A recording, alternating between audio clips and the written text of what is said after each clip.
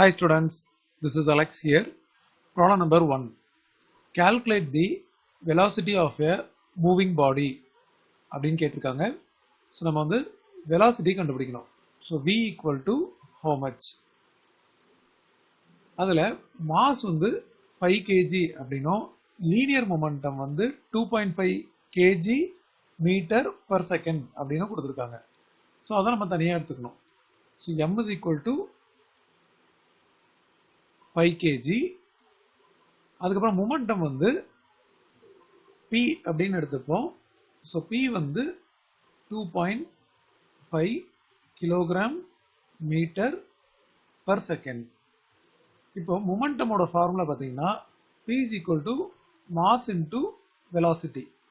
So p யோட value 2.5, mass வந்து 5 and velocity v அப்படின்னு எடுத்திருக்கோம். So v is equal to 2.5 by 5. இது after division 0.5 அப்படின்னு வரும். இது metre per second.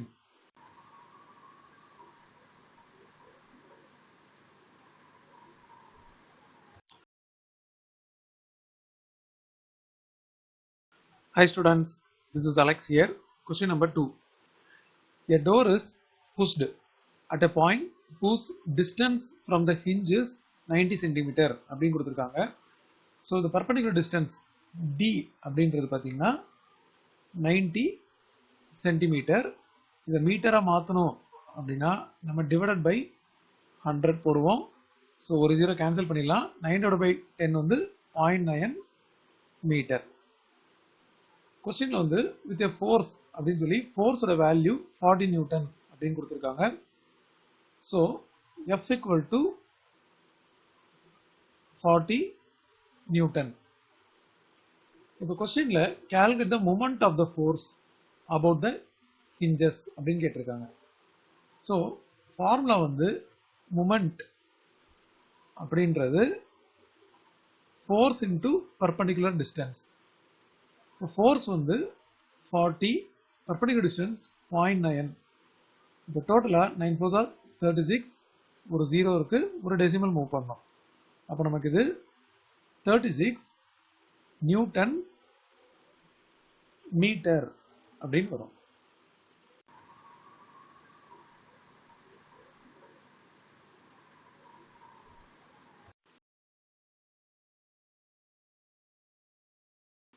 Hi students, this is Alex here. Problem number 3. At what height from the center of the earth the acceleration due to gravity will be 1/4 of its value as at earth? இப்போ பார்த்தீங்கன்னா நமக்கு வந்து இப்போ இப்படி earth எடுத்துக்கலாம். இதோட சர்ஃபேஸில் வந்து ஆக்சலரேஷன் டியூ டு கிராவிட்டி வந்து g அப்படின்னு எடுத்துக்கலாம். இப்போ some height from the surface, some height h அப்படின்னு எடுத்துக்கலாம். இந்த இடத்துல வந்து ஆக்சலரேஷன் டியூ டு கிராவிட்டி வந்து g டேஷ் அப்படின்னு எடுத்துக்கலாம். பட் அது வந்து 1/4 of its value as at the earth அப்படின்னு கொடுத்துருக்காங்க. அதனால 1/4g அப்படின்றதான் இந்த இடத்துல இருக்கும். அப்படி இருக்கும்போது இந்த ஹைட்டோட வேல்யூ என்ன அப்படின்னு கேட்டிருக்காங்க. அதாவது அட் வாட் ஹைட் அப்படின்னு கேட்டிருக்காங்க. இப்போ பார்த்தீங்கன்னா நமக்கு வந்து small g equal to gm by R square அப்படின்றது ஃபார்முலா. இப்போ இந்த ஆர் அப்படின்றது எர்த்தோட ரேடியஸ் இந்த இடத்துல இருக்கும். ஸோ இது வந்து ஆர். இப்போ இதை நம்ம ஃபர்ஸ்ட் எக்ஸ்பிரஷனாக எடுத்துக்கலாம். இப்போ இந்த ஃபார்முலாவை நம்ம சம் ஹைட் ஹெச்சுக்கு எழுத போகிறோம். அப்போ அந்த இடத்துல இது வந்து ஜி டேஷ். பட் இதுவும் கான்ஸ்டன்ட். இது வந்து ஜி வந்து universal gravitational constant, Newton's universal gravitational constant. அது வந்து எம் வந்து மாஸ் ஆஃப் த எர்த். இது ரெண்டு கான்ஸ்டன்ட். பட் ஆருக்கு பதில் இப்போ நம்மளோட டோட்டல் டிஸ்டன்ஸ் வந்து ஆர் பிளஸ் ஹெச், இது ரெண்டுத்தையும் சேர்த்து. அப்போ என்ன ஆகும், இந்த இடத்துல நம்ம R plus H whole square அப்படின்னு போடுவோம். இது வந்து செகண்ட் எக்ஸ்பிரஷன். இப்போ இது ரெண்டுத்தையும் நம்ம டிவைட் பண்ண போகிறோம். So 1 divided by 2. அப்போது இங்கே ஜி பை ஜி டேஷ் அப்படின்னு வரும். இந்த இடத்துல GM by R square divided by gm by r plus h whole square அப்படின்னு வரும். இப்போ இந்த g டேஷ்க்கு பதில் நம்ம 1/4g அப்படின்னு போடலாம். அப்போ g by 1/4g equal to இந்த டினாமினேட்டர்ல இருக்கிற டேர்ம் வந்து ரெசிப்ரோக்கலா மல்டிப்ளிகேஷன்ல வந்துடும். So already gm by r square அப்படின்னு இருக்கு. இது into r plus h whole square divided by gm. gm cut பண்ணிடலாம், gm கட் பண்ணிடலாம். இந்த 4 வந்து மேலே வந்துடும். 4 equal to r plus h whole square by r square அப்படின்னு இருக்கு. இது ரெண்டுமே ஸ்கொயர் அப்படின்றனால நம்ம ஸ்கொயர் ரூட் எடுத்தோம்னா இங்கே 2 ஆகிடும். ஆக்சுவலாக ப்ளஸ் ஆர் மைனஸ் வரும், பட் இது எல்லாமே டிஸ்டன்ஸ் இல்லையா, அதனால நெகட்டிவ் வராது. ஸோ நான் +2 மட்டும் எடுத்திருக்கோம்.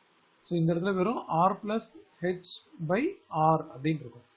இது தனித்தனியாக டிவைட் பண்ணால் 2 is equal to r by r plus h by r அப்படின்னு வரும். r by rன்றது 1. So 2 equal to 1 plus h by r. இந்த 1 வந்து இந்த பக்கம் சப்ட்ராக்ட் பண்ணிட்டோம் அப்படின்னா வந்து 2 minus 1 1 ஆகிடும், equal to h by r. அப்போ கிராஸ் மல்டிப்ளை பண்ணால் r is equal to hன்னு வரும். r இதை நம்ம ரிவர்ஸில் எழுத h is equal to r அப்படின்னு எடுத்துக்கலாம். ஸோ இப்போ கொஸ்டினில் வந்து at what height from the center of the earth அப்படின்னு கேட்டிருக்காங்க. ஸோ நம்ம கண்டுபிடிச்சது இந்த ஹெச்சோட வேல்யூவும் r அப்படின்னு நம்ம கண்டுபிடிச்சிருக்கோம். அப்போ from the center of the earth அப்படின்னும் போது இங்கிருந்து இது வரைக்கும் r plus h இல்லையா, அப்போ r plus r டோட்டலா 2r. ஸோ அப்போ height from the center of the earth அப்படின்னு எழுதணும். இந்த இடத்துல height from the center of the earth, height from center of earth அப்படின்றது நமக்கு டோட்டலா r plus h. அப்போ இது வந்து r plus r which is equal to 2r அப்படின்னு வரும். ஸோ இதுல இருந்து நமக்கு என்ன தெரியுதுன்னு பார்த்தீங்கன்னா, from the center of the earthல இருந்து the object is placed at twice the radius of the earth.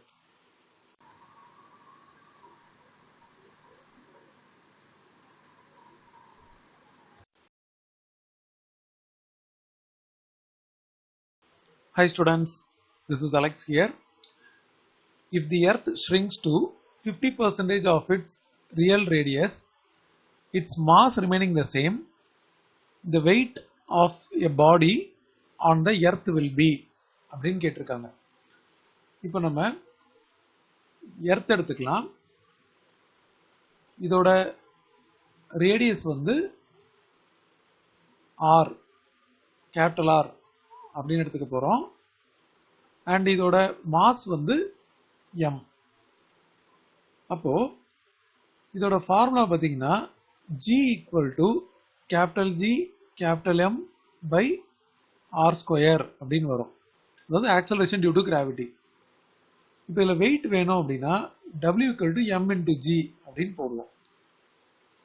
But கொஸ்டின்ல என்ன கொடுத்துருக்காங்கன்னா, எர்த் வந்து shrinks to 50% of its real radius அப்படின்னு கொடுத்துருக்காங்க. ஸோ இது ஷ்ரிங்க் ஆயிடுச்சு. இப்போ நியூ ரேடியஸ் பார்த்தீங்கன்னா 50% கம்மி ஆயிடுச்சு. அப்போ ஆல்ரெடி என்ன ரேடியஸ் இருக்கோ அதில் பாதி r/2. கொஸ்டின் வந்து மாஸ் ரிமைனிங் த சேம் அப்படின்னு கொடுத்துருக்காங்க. அதனால இதோட மாஸ் வந்து நம்ம capital M as it is அப்படியே எடுத்துக்க போகிறோம். இப்போ நம்ம acceleration due to gravity g dash அப்படின்னு எடுத்துக்க போகிறோம். ஸோ இந்த ஃபார்முலாவை நம்ம இங்கே யூஸ் பண்ணும்போது இந்த g வந்து யூனிவர்சல் கிராவிடேஷனல் கான்ஸ்டன்ட், அதனால சேஞ்ச் ஆகாது. கேபிட்டல் எம்ன்றது மாஸ், அதுவும் சேஞ்ச் ஆகலன்னு கொடுத்துருக்காங்க. டிவைடட் பை இப்போ ஆருக்கு பதில் நம்ம r/2 அப்படின்னு போடணும். r/2 whole square. இப்போ இது பார்த்தீங்கன்னா நமக்கு gm by r square by 4 அப்படின்னு வரும். இந்த 4 வந்து மேலே வந்துடும். அப்போ g டேஷ் அப்படின்றது 4gm by r square. But gm by r square அப்படின்றது என்னது, ஸ்மால் g. ஸோ இந்த இடத்துல நம்ம ஸ்மால் g அப்படின்றத சப்ஸ்டிட்யூட் பண்ணிடலாம். அப்போ new acceleration due to gravity அப்படின்றது 4 into original acceleration due to gravity. இப்போ இந்த இடத்துல நம்ம W equal to mg போட்டிருக்கோம். அப்போ நியூ வெயிட் அப்படின்னு போடும்போது W equal to m mass வந்து சேஞ்ச் ஆகாது, அந்த பாடியோட மாஸ் சேஞ்ச் ஆகாது, அது கான்ஸ்டன்ட் mg dash அப்படின்னு வரும். பட் g dash நம்ம வந்து 4g அப்படின்னு போடுவோம். அப்போ என்ன ஆகுதுன்னு பார்த்தீங்கன்னா W dash அப்படின்றது 4 times of mg அப்படின்னு வந்திருக்கு. இப்போ ஒரிஜினல் வெயிட்டை விட இந்த வெயிட் வந்து 4 times இன்க்ரீஸ் ஆயிருக்கு. ஸோ அப்போ வந்து percentage increase equal to final value minus original value whole divided by original value into 100 அப்படின்னு போடுவோம். ஸோ ஃபைனல் வேல்யூ அப்படின்றது இந்த இடத்துல கூட நம்ம W dash அப்படின்றத 4W அப்படின்னு போட்டுக்கலாம். ஏன்னா mg அப்படின்றது W, ஸோ அதை இந்த இடத்துல யூஸ் பண்ணிட்டோம். இப்போ பார்த்தீங்கன்னா ஃபைனல் வேல்யூ அப்படின்றது என்னது 4W மைனஸ் ஒரிஜினல் வேல்யூன்றது W divide by original value into 100. ஸோ இப்போ நியூமரேட்டரில் 3W அப்படின்னு வரும் பை W இன்டூ 100. இது ரெண்டு கேன்சல் ஆகிடும். ஸோ அதனால் 300. இது பர்சன்டேஜ் இன்க்ரீஸ் இல்லையா, இந்த இடத்துல பர்சன்டேஜ் வரும். ஸோ டோட்டலாக percentage increase வந்து 300%. So option D, increases by 300%.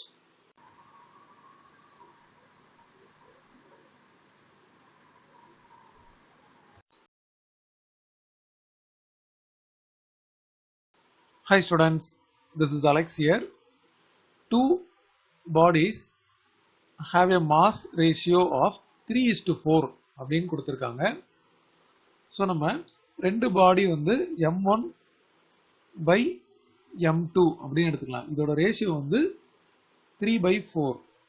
அப்போ நம்ம m1 அப்படின்னு எடுக்கும்போது 3 times of some constant, m2 அப்படின்னு எடுக்கும்போது 4 times of some constant k அப்படின்னு எடுத்துக்கோம். இதான் வந்து actual mass.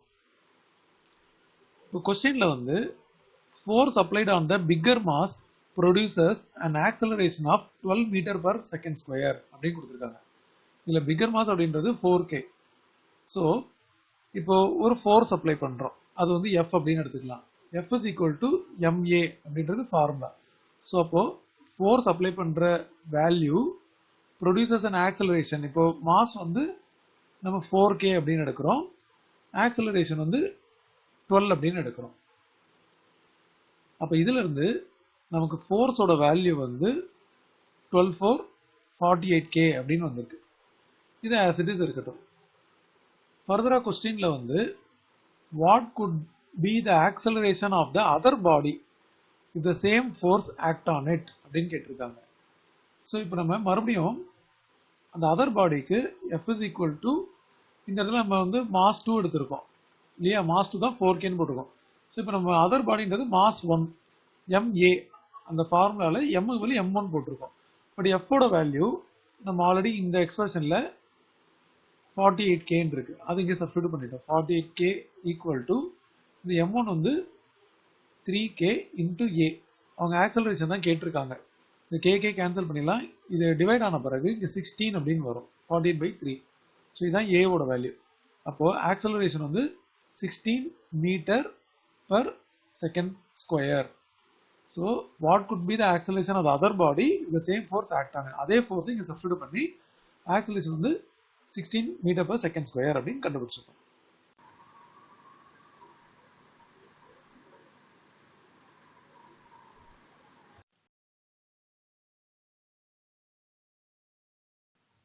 Hi students, this is Alex here. A ball of mass 1 kg அப்படின்னு கொடுத்துருக்காங்க. ஸோ நம்ம வந்து m equal to 1 kg அப்படின்னு எடுத்தாச்சு. அடுத்தது மூவிங் வித் ஸ்பீடு அப்படின்னு சொல்லி அதோட வேல்யூ 10 மீட்டர் பர் செகண்ட் கொடுத்துருக்காங்க. So initial velocity, so u equal to 10 metre per second. இப்போ கொஸ்டின்ல வந்து it rebounces after a perfect elastic collision அப்படின்னு கொடுத்துருக்காங்க. ஸோ ரீபவுன்சஸ் அப்படின்னா இந்த பால் வந்து இந்த மாதிரி மூவ் ஆகுது. ஸோ இது ஃப்ளோரில் இப்படி பட்டு திருப்பி இப்படி ரீபவுன்சஸ் அப்படின்னா திருப்பி இதே மாதிரி இப்படி மேலே வருது. ஸோ முதல்ல இது வந்து மேல இருந்து டுவர்ட்ஸ் தி கிரவுண்ட் வருது. அதனால இதோட இனிஷியல் வெலாசிட்டி அப்படின்னு எடுக்கும்போது நம்ம கொடுத்துருக்க வேல்யூ 10 மீட்டர் பர் செகண்ட் இது எடுத்தோம். இப்போ ரீபவுன்ஸ் ஆன பிறகு இதோட டைரக்ஷன் பார்த்தீங்கன்னா கிரவுண்ட்ல இருந்து டுவர்ட்ஸ் அப் இப்படி மூவ் ஆகுது. ஸோ இப்போ நம்ம வந்து வெலாசிட்டி அப்படின்னு பார்க்கும்போது வெலாசிட்டி அப்படின்றது போத் மேக்னிடியூட் அண்ட் டைரக்ஷன். அப்போ ஃபைனல் வெலாசிட்டி அப்படின்னா இது -10 மீட்டர் பர் செகண்ட் அப்படின்னு வரும். ஏன்னா டைரக்ஷன் ஆப்போசிட் ஆயிடுச்சு. பட் வேல்யூ அதே தான் இருக்கும். வேல்யூ ஏன் அதே இருக்கும் அப்படின்னு பார்த்தீங்கன்னா இதுல வந்து நமக்கு பெர்ஃபெக்ட் எலாஸ்டிக் கொலேஷன் அப்படின்னு கொடுத்துருக்காங்க. அதனால வந்து வெலாசிட்டியோட வேல்யூ மேக்னிடியூட் சேஞ்ச் ஆகுது, டைரக்ஷன் சேஞ்ச் ஆயிடுச்சு. இப்போ கொஸ்டின்ல என்ன கேட்டிருக்காங்க அப்படின்னு பார்த்தீங்கன்னா calculate the change in linear momentum of the ball அப்படின்னு கேட்டிருக்காங்க. ஸோ இந்த இடத்துல v equal to -10 metre per second அப்படின்னு எடுத்தாச்சு. இப்போ நம்ம இனிஷியல் மொமெண்டம் அப்படின்னும் போது மொமெண்டம் அப்படின்னாவே product of mass and velocity. So m into u அப்படின்னு எடுப்போம். ஸோ m வந்து 1 அண்ட் u வந்து 10. ஸோ இனிஷியல் மொமெண்டம் வந்து 10 கிலோகிராம் மீட்டர் பர் செகண்ட். இப்போ ஃபைனல் மொமெண்டம் எடுக்கணும்.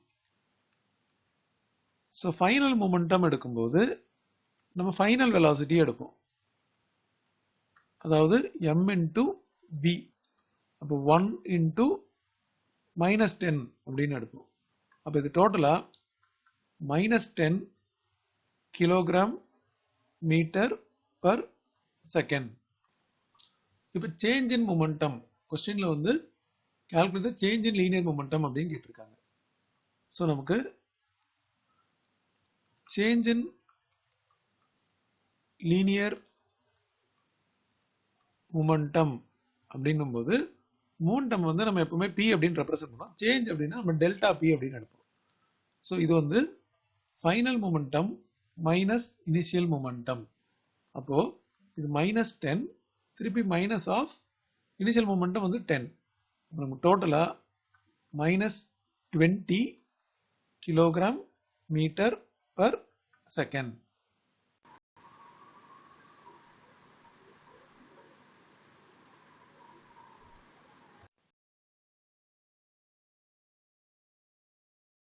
Hi students, this is Alex here. A mechanic unscrew a nut by applying a force of 140 Newton with a spanner of length 40 cm அப்படின்னு கொடுத்துருக்காங்க. So நம்ம இந்த first diagram எடுத்துக்கலாம். இந்த ஸ்பேனரோட length வந்து 40 centimetre. So நம்ம இங்கேருந்து இது வரைக்கும் எடுக்கும்போது 40 சென்டிமீட்டர் அப்படின்னு நம்ம மார்க் பண்ணியாச்சு. இதில் அப்ளை பண்ணுற ஃபோர்ஸோட வேல்யூ 140 நியூட்டன். ஸோ ஃபோர்ஸ் வந்து நம்ம இப்போ இதை அன்ஸ்க்ரூ பண்ணணும் அப்படின்னா இந்த டைரக்ஷனில் அப்ளை பண்ணணும். ஸோ இந்த ஃபோர்ஸ் வந்து F ஈக்குவல் டு 140 நியூட்டன். இப்படி இருக்கும்போது what should be the length of the spanner if the force of 40 Newton is applied to unscrew the same unit? இந்த சேம் யூனிட் இருக்கு, இந்த சேம் நட் இருக்கு, இதை அன்ஸ்க்ரூ பண்ணணும். இப்போ எவ்வளோ லென்த் ஆஃப் ஸ்பேனர் வேணும் அப்படின்னு கேட்குறாங்க. ஸோ இந்த லென்த் நம்ம L அப்படின்னு எடுத்துக்கலாம். ஈக்குவல் டு ஹவு மச் அப்படின்னு கேட்குறாங்க. பட் இந்த இடத்துல அப்ளை பண்ணுற ஃபோர்ஸோட வேல்யூ பார்த்தீங்கன்னா 40 நியூட்டன். ஸோ இங்கேருந்து 40 நியூட்டன் ஃபோர்ஸ் ஆக்ட் ஆகுது. ஸோ இதை நம்ம வந்து F2 அப்படின்னு எடுத்துக்கலாம். ஏன்னா ஸ்டார்டிங்கில் இங்கே போட்டது வந்து நம்ம F1 அப்படின்னும் இந்த டிஸ்டன்ஸை வந்து நம்ம L1 அப்படின்னும் எடுத்துக்கலாம். இந்த இடத்துல ஃபோர்ஸோட வேல்யூ வந்து F2, அது வந்து 40 நியூட்டன். அண்ட் இந்த லென்த் வந்து L2 அப்படின்னு எடுத்துக்கலாம். இந்த இடத்துல நம்ம அப்ளை பண்ண போகிற formula moment of couple equal to force into perpendicular distance between the line of action of force. இப்போ நமக்கு இந்த இடத்துல moment M1 calculate பண்ணலாம். ஸோ M1 வந்து ஃபோர்ஸ் வந்து F1 அண்ட் பர்பண்டிகுலர் டிஸ்டன்ஸ் வந்து L1. நம்ம D1 அப்படின்னு எடுக்கலாம். நான் L1 எடுத்திருக்கேன். ஸோ இப்போ இந்த இடத்துல நமக்கு மூமெண்ட் எவ்வளோ வரும் பார்த்தீங்கன்னா, ஃபோர்ஸ் வந்து இந்த ஃபர்ஸ்ட் டயக்ராமில் 140 அண்ட் டிஸ்டன்ஸ் வந்து பார்த்தீங்கன்னா இன்டூ 40, இது வந்து 40 சென்டிமீட்டர் அப்படின்னு கொடுத்துருக்காங்க. இது அப்படியே இருக்கட்டும். இப்போ மூமெண்ட் 2 வந்து F2 இன்டூ L2. இப்போ இந்த இடத்துல நமக்கு ஃபோர்ஸ் வந்து 40 நியூட்டன் அப்படின்னு கொடுத்துருக்காங்க. அப்போ L2 வந்து நமக்கு தெரியாது. பட் இதை அன்ஸ்க்ரூ பண்ணணும் அப்படின்னா இது ரெண்டும் சேமா இருக்கணும். அதாவது M1 equal to M2. So இந்த இடத்துல 140 into 40 equal to 40 into L2 அப்படின்னு வரும். ஸோ இந்த 40 வந்து நம்ம கட் பண்ணிடலாம். இதை நம்ம மீட்டரா மாற்றியும் போடலாம், இல்லை ஆஸ் இட் இஸும் எடுத்துக்கலாம். இப்போ L2 அப்படின்றது பார்த்தீங்கன்னா 140 அப்படின்னு வருது. ஸோ இதை வந்து நம்ம இங்கே சென்டிமீட்டரில் தான் சப்ஸ்டிடியூட் பண்ணணும். அப்போ அதனால நமக்கு கிடைச்ச இந்த L2ஓட வேல்யூவும் சென்டிமீட்டர்.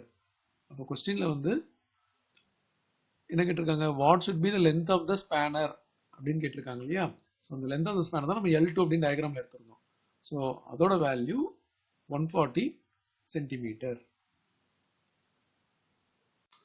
இதை வந்து நம்ம மீட்டரா கன்வெர்ட் பண்ணணும் அப்படின்னா நம்ம டிவைடட் பை 100 அப்படின்னு போடுவோம். ஸோ இப்போ நமக்கு வந்து 140 சென்டிமீட்டர் இருக்கு இல்லையா, டிவைட் பை 100 அப்படின்னு போட்டோம்னா நமக்கு மீட்டர்ல வந்துடும். ஸோ இந்த 0 கேன்சல் பண்ணிடலாம். இதை டிவைட் பண்ணதுக்கப்புறம் 1.4 மீட்டர் அப்படின்னு வரும். ஸோ நம்ம வந்து எய்தர் சென்டிமீட்டர்லேயும் கொடுக்கலாம், அதர்வைஸ் நம்மளோட ஆன்சரை மீட்டர்லேயும் கொடுக்கலாம். யூஸ்வலாக சென்டிமீட்டர் வந்து ரொம்ப அதிகமாக இருந்தால் அதை நம்ம மீட்டரில் கொடுப்போம். So 140 centimetre or 1.4 metre.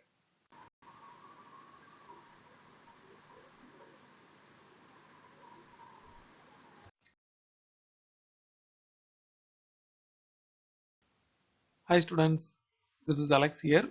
The ratio of masses of two planets is 2:3 அப்படின்னு கொடுத்திருக்காங்க. அதே மாதிரி ratio of the radii வந்து 4:7 அப்படின்னு கொடுத்திருக்காங்க. இதுல ratio of the radii பார்த்தீங்கன்னா 4:7 இருக்கு இல்லையா.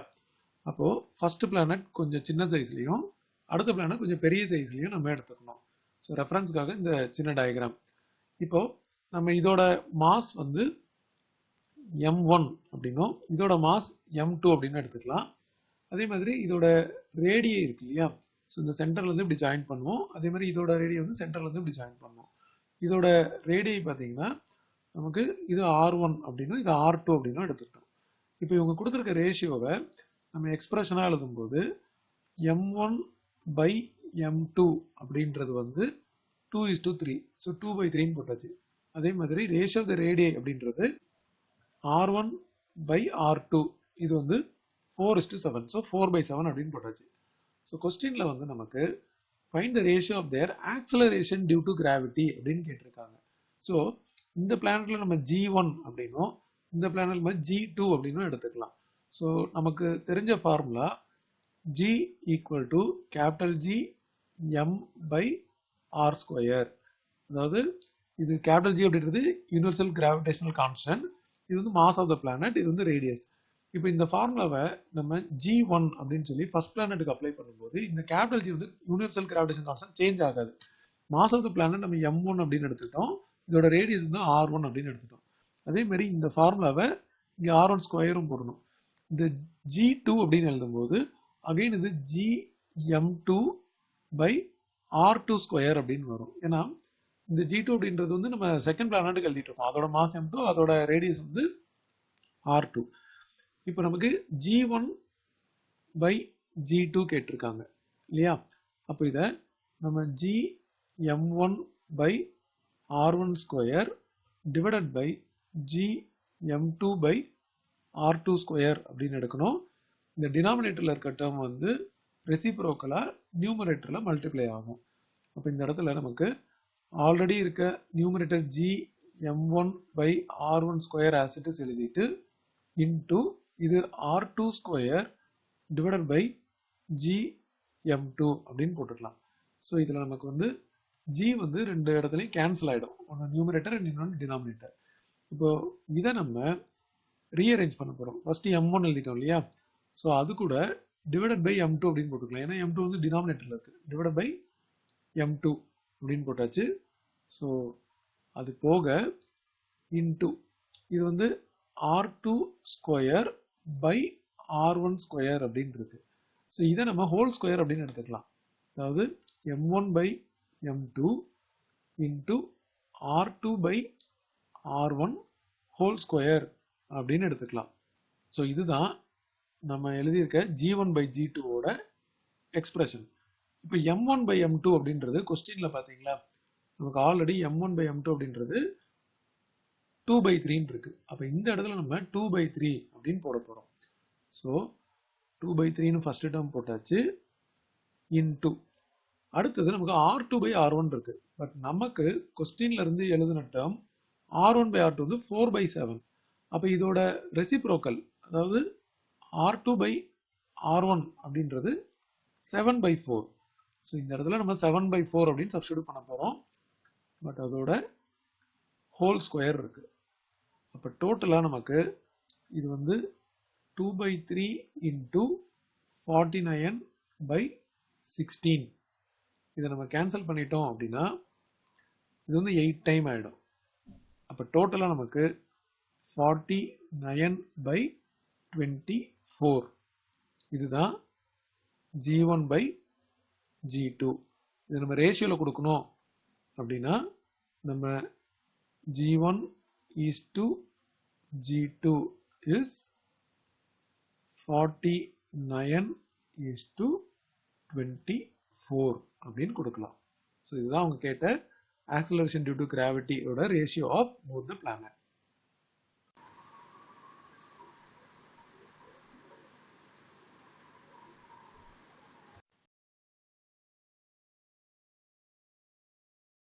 Hi students, this is Alex here.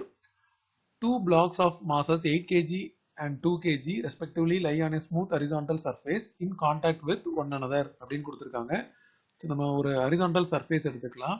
So இந்த ஹரிசான்டல் சர்ஃபேஸில் நமக்கு 2 பிளாக் ஆஃப் மாசஸ் இருக்கு. ஸோ ஒன்று வந்து 8 kg. ஸோ அதனால் கொஞ்சம் டயக்ராமை பெருசாக எடுத்திருக்கோம். ஸோ இது 8 kg. இன்னொன்று வந்து 2 kg. ஸோ அதனால் கொஞ்சம் சின்ன பிளாக்காக எடுத்துக்கலாம். ஓகே, இது ரெண்டும் வந்து கான்டாக்ட் வித் ஈச் அதர்னு கொடுத்துருக்காங்க. ஸோ அதனால ஒன்னோட ஒன்று கேப் இல்லாமல் நம்ம டயக்ராமில் கம்ப்ளீட் பண்ணியிருக்கோம். ஸோ இதோட வேல்யூஸை இங்கே நம்ம எழுதிடலாம். அதாவது இது 8 kg அண்ட் இது வந்து 2 kg. இப்போ பார்த்தீங்கன்னா இதில் வந்து ஒரு ஃபோர்ஸ் ஆக்ட் ஆகுது அப்படின்னு கொடுத்துருக்காங்க. 15 Newton. They are pushed by a horizontally applied force of 15 Newton. So the values நம்ம இங்க எழுதிடலாம். 15 Newton force. இப்போ நியூட்டன் செகண்ட் லா படி F is equal to ma. But இந்த இடத்துல நமக்கு 2 மாஸ் இருக்கு, M1 M2. அதனால டோட்டல் மாஸ் அப்படின்னு பார்க்கும்போது mக்கு பதில் M1 plus M2 அப்படின்னு போடணும் இன்டு A. ஃபோர்ஸோட வேல்யூ 15 கொடுத்துருக்காங்க. M1 plus M2 அப்படின்றது வந்து நமக்கு 8 plus 2. ஸோ இதுல இருந்து நம்ம A ஓட வேல்யூ கால்குலேட் பண்ணலாம். அதாவது 15 equal to 10A. இப்போ A equal to 15 by 10. After division 1.5 meter per second square அப்படின்னு வரும். கொஸ்டின்ல வந்து calculate the force exerted on the 2 kg mass அப்படின்னு கேட்டிருக்காங்க. ஸோ மறுபடியும் நம்ம நியூட்டன் செகண்ட் லா படி F is equal to ma ன்னு எழுதுறோம். இப்போ 2 kg மாஸ் அப்படின்றது M2. அந்த மாஸ் M2ல எவ்வளோ ஃபோர்ஸ் ஆக்ட் ஆகுதுன்னு கால்குலேட் பண்ண போறோம். அதனால இது F2 அப்படின்னு நம்ம எடுத்துட்டோம். இப்போ M2 ஓட வேல்யூ 2 அண்ட் ஆக்சலரேஷன் வந்து 1.5. இப்போ டோட்டலா F2 அப்படின்றது 3 Newton. So force exerted on the 2 kg mass அப்படின்றது நமக்கு கிடைச்ச வேல்யூ 3 நியூட்டன்.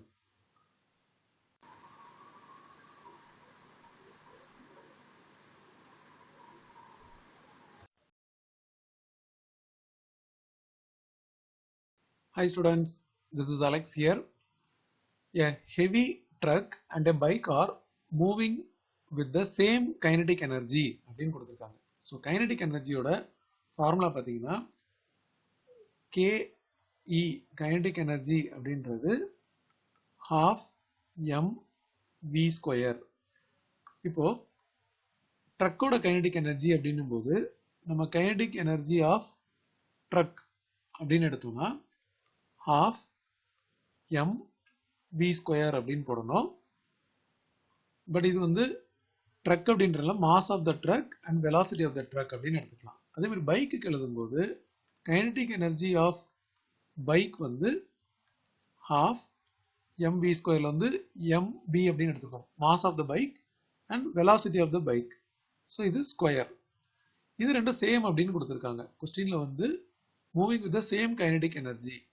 அப்போ நம்ம இதை எடுத்து ஈக்குவேட் பண்ண போறோம். அதாவது kinetic energy of truck equal to kinetic energy of bike. அப்போ நமக்கு வந்து half mt vt square equal to half mb vb square. ரெண்டு சைடும் half கேன்சல் பண்ணிடலாம். கொஸ்டின்ல வேற என்ன கொடுத்துருக்காங்க அப்படின்னு பார்த்தா mass of the truck is 4 times that of the bike அப்படின்னு கொடுத்துருக்காங்க. அதாவது mass of the truck mt இது வந்து 4 times that of the bike. So mass of the truck வந்து 4 times that of the bike. இப்போ calculate the ratio of their momenta அப்படின்னு கேட்டிருக்காங்க. இப்போ இதில் பார்த்தீங்கன்னா நம்ம இந்த mtக்கு பதில் இந்த 4mvன்றதை சப்ஸ்டிட்யூட் பண்ணிடலாம். அப்போ 4mv into vt square equal to mb vb square அப்படின்னு வந்துடும். ஸோ நம்ம mb-யை கேன்சல் பண்ணிடலாம். அப்போ நமக்கு 4vt square equal to vb square அப்படின்னு வந்திருக்கு. இதில் நமக்கு ஸ்டார்டிங்கில் என்ன கொடுத்துருக்காங்க, ட்ரக், அதுக்கப்புறம் தான் பைக். அப்போ நம்ம ஃபர்ஸ்ட் வந்து vt ஸ்கொயர் இங்கே இருக்கட்டும், டிவைடட் பை vb ஸ்கொயர் அப்படின்னு எடுத்துக்கலாம். ஈக்குவல் டு இந்த 4 வந்து இந்த பக்கம் கீழே வந்துடும், 1/4. இப்போ நம்ம ஸ்கொயர் ரூட்டை எடுத்தோம் அப்படின்னா vt by vb equal to 1/2 அப்படின்னு வரும். ஃபார்முலா ஃபர்ஸ்ட் எழுதலாம். அதாவது மொமெண்டம் அப்படின்றது p அப்படின்னு ரெப்ரசென்ட் பண்ணுவோம், மாஸ் இன்டு வெலாசிட்டி. இப்போ மொமெண்டா ஃபார் நம்ம ட்ரக் அப்படின்னும் போது நம்ம p சஃபிக்ஸ் t போடுவோம். அது மாதிரி மாஸுக்கும் அண்ட் வெலாசிட்டிக்கும் இப்படி t அப்படின்னு போட்டிருக்கோம். அதே மாதிரி மொமெண்டா ஃபார் பைக் இதுக்கு வந்து mb vb அப்படின்னு போட்டாச்சு. இப்போ அவங்க கேட்டிருக்கிறது pt பை pb இல்லையா? அப்போ இதை நம்ம mt vt by mb vb அப்படின்னு எடுத்துப்போம். ஆல்ரெடி இங்கே நமக்கு ஒரு எக்ஸ்பிரஷன் இருக்கு, அதாவது இது 1 அப்படின்னு எடுத்துக்கலாம். mt வந்து 4mb போடலாம். ஸோ இதை வந்து நம்ம 4 times ஆஃப் mb அப்படின்னு போட போறோம். So 4mb into vt divided by இந்த mb அப்படியே இருக்கட்டும், இந்த vb இருக்கு இல்லையா, இங்க பை vb அப்படின்னு போட்டுட்டு இதை நம்ம தனியா எடுத்துக்கலாம். ஏன்னா இதை வந்து நம்பர் 2 அப்படின்னு ஈக்குவேஷன் எடுத்து இதுல இருக்க 1/2 இங்க சப்ஸ்டிட்யூட் பண்ண போறோம். vt பை vb 1/2 போட போறோம். ஸோ இது ரெண்டும் கேன்சல் ஆயிடும். ஸோ நமக்கு டோட்டலா 4 இன்டு இது 1/2. அப்போ நமக்கு கிடைக்கிற ஆன்சர் வந்து 2. ஸோ மொமெண்டாவோட ரேஷியோ அப்படின்னு வரும்போது இது வந்து 2 அப்படின்றது என்னது, ஆக்சுவலா 2/1 மாதிரி. அப்போ ரேஷியோவா எழுதுனா 2:1.